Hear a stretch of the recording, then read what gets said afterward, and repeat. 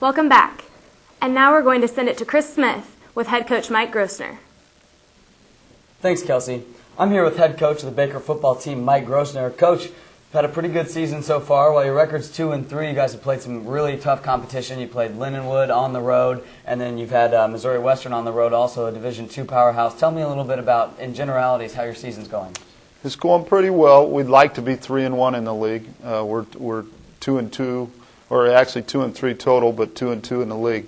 We had an opportunity to be 3-1 here. You know, we had a good chance to win at Graceland. We just didn't finish the game properly. Our defense held us in there. We came back, had an opportunity to go for a 2-point play. Would like to get that one back if I could, and call a little more safer play where I think we can perform better in tough situation. And we didn't get it done. So we're 2-2, but we're right in the mix. You know, playing Lindenwood, that loss doesn't look as bad now. The way they've continued to go and beat good competition this weekend at Georgetown.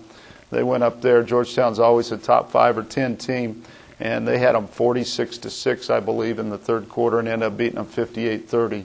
So we know that Lindenwood is a very good football team and is well deserving of their top ranking. Missouri Western, a Division II team, we felt like we played toe-to-toe with them. Might have been more physical than them, but we turned the ball over. We've got a problem right now on the road where we're putting the ball on the ground or throwing an interception or two, and it's hurt us in the win-loss column. So if we can correct that and get on the road in a couple weeks and find a way to win, we can get back into the mix of the playoff picture, or at least the hack race. It's anybody's game at 2-2. It's just you got to put a string of victories together to get going.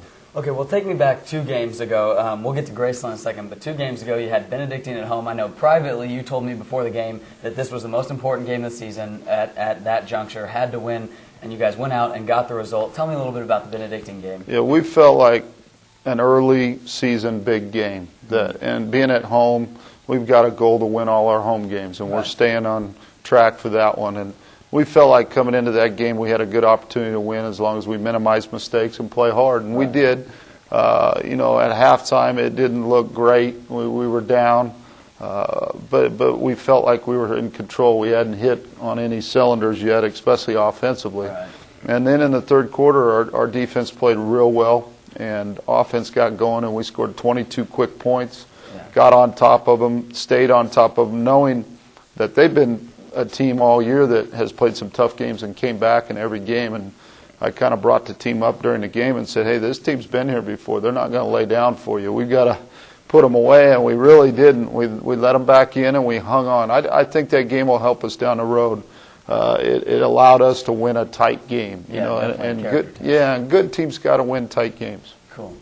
Let's move forward to Graceland last weekend. Very tough team. I believe they're nationally ranked at this point. You played them on the road up in Iowa. Tell me a little bit about what were the positives of that game. I know we didn't come out on top, but what were some positives we took from that? There were a lot of positives. It was a tough atmosphere. It was their homecoming. The wind was blowing 40 miles an hour either in your face or at your back. So it makes for field position and pick your times to go for the big play. We got behind 17-3. They took advantage of some field position in the third quarter, got a lead, then we came right back and jumped right back into it. We're down 17-15 going for 2 to tie in the fourth quarter, and just didn't finish the game with a win. But we played unbelievable defense. We were facing a running back that was the National Player of the Week the week before, rushed for 253 yards, and we held him.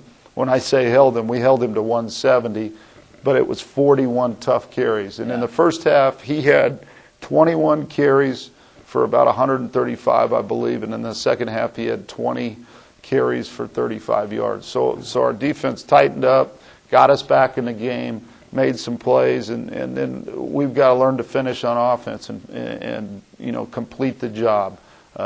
We'll get there. We've got another tough one this week, and I'm sure it might come down to a fantastic finish. Yeah, Coach, let's talk a little bit about that defense from last week. Tell me a little bit about your very special linebacking crew you have.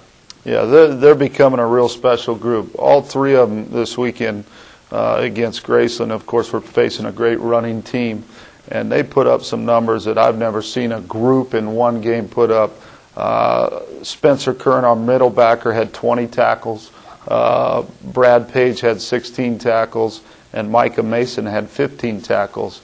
And then Levi Calhoun up front had 12 tackles as a D lineman. So you look at that and you know it was a rough, tough, physical football game. And that tailback, he came over and shook those guys' hand. He knew he had been hit, and I respect him for that. That's being a competitor.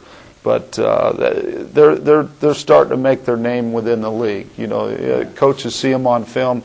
You know, and none of them are real flashy in their style of play. They're just consistent.